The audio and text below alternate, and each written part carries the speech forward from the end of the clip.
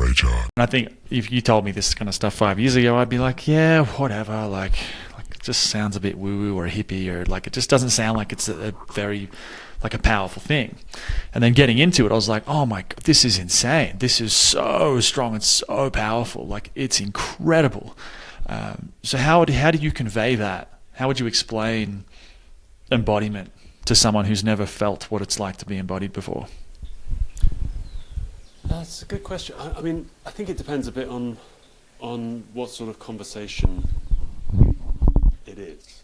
You know, if it's just for an informational thing, I would probably look to thinking about how we actually can't really experience anything without having it mediated by the body, whether we think that's true or not.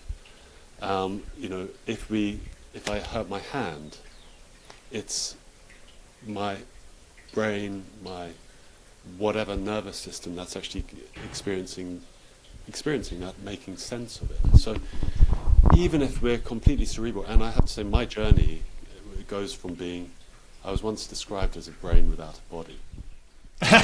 Not a great thing to hear. So, you know, that is what we can actually think, but it's very rare that you can't squeeze somebody's hand. I'm not saying you do this, but you can't squeeze somebody's hand and they'll say, no, I can't feel that, you know, unless they've got something very clear going on. We are in our body, and if you have a thought or a feeling, let's stick with the thought. If you have a thought about something you like, your body will respond. And you know that because you feel good thinking about certain things and you feel bad thinking about other things. So we are embodied all the time, whether we think we are or not. What changes, though, is our awareness, in my view anyway, our awareness of our experience. And it's a skill that can be trained. You know, slowly is better in my view, but it is a skill that can be trained. So that's kind of what I would approach it from an informational perspective. Also from that informational perspective, there's a lot of research.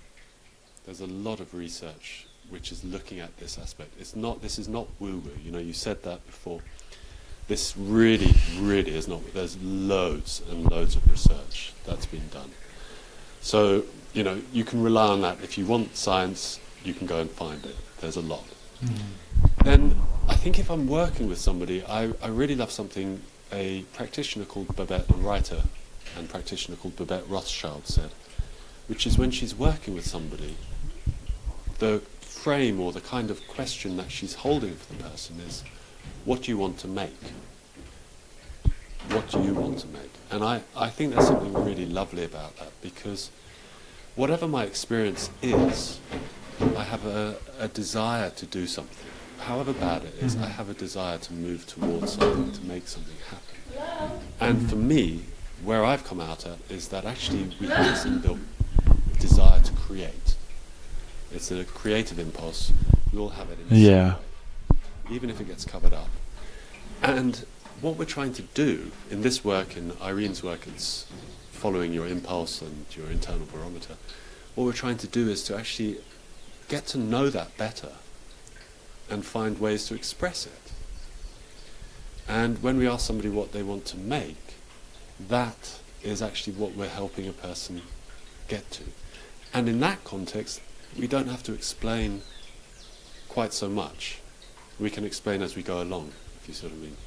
What embodiment means, we can introduce possibilities. Because if, like I was, a brain without a body, if a person's having that experience, it doesn't feel good to be necessarily told you have to feel things. What's lovely is to be offered, here's a way you can expand your world. Would you like to try it out? And always, for me, the safest thing is to ally it to that kind of, what do you want to make? What is it that you actually want to do? And that can be that big vision, or it could be, okay, so how do you want to make your tea? You know, how do you want to make your dinner? How do you want to make this conversation, you know?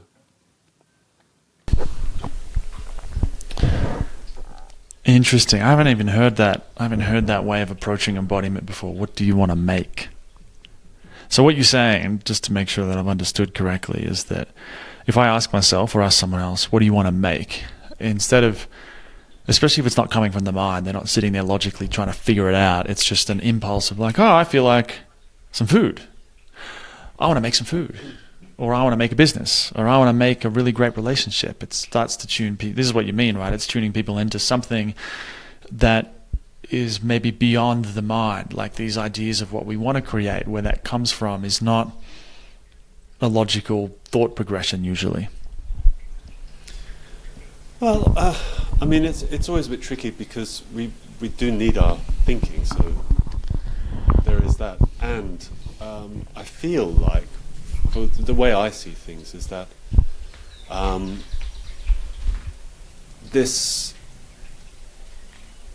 the desire to explore is something which is observable from the word go, you know, before we have the kind of minds that we actually start to move through the world with, you know, exploring where's that sound, or what can we touch, and all this sort of thing. So there are these inbuilt movements that we want to explore and find out about the world. Right? So at that very basic level, it's physiological that we have it. It's beyond thinking because we don't have language at that point. Right? So we can't articulate it for ourselves in the way we can as we get older. So this is built into us. So it is a sorry, I'm just wondering, you look like you had a comment. Well, I'm smiling because what you're talking about is, I get it when, you know, we do like the movement practices, right? So Irene teaches this, I've got this in Rage Heart as well, but noticing as we move, it's not thoughts that are moving us. Something else is doing the moving or creating and initiating the whole thing. And by tuning into that, this is that embodiment piece that you're talking about. We start to feel that we can move the mind just like we can move the body, but we're neither of them.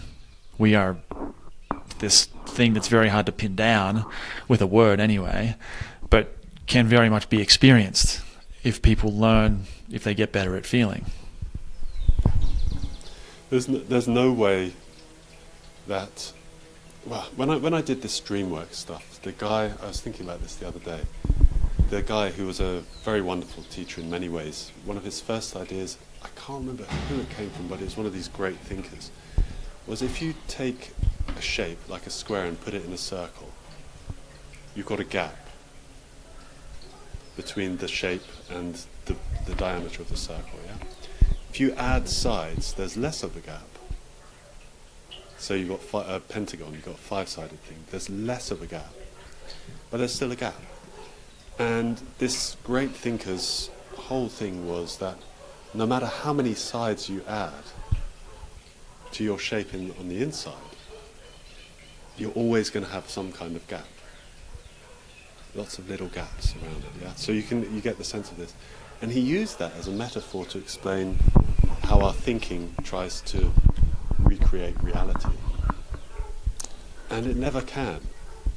But our feeling sense can have a bigger view than the thinking mind. And this is one of the reasons why, for me, what you're saying about, we get in touch with this other part of ourselves, why it's so lovely, because we get information in many different dimensions which we don't have access to in thinking.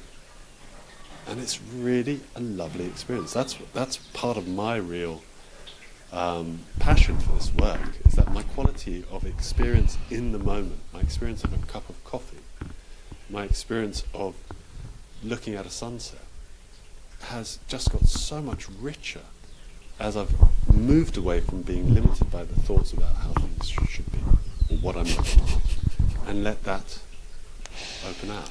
So I think that's something of what you're talking about.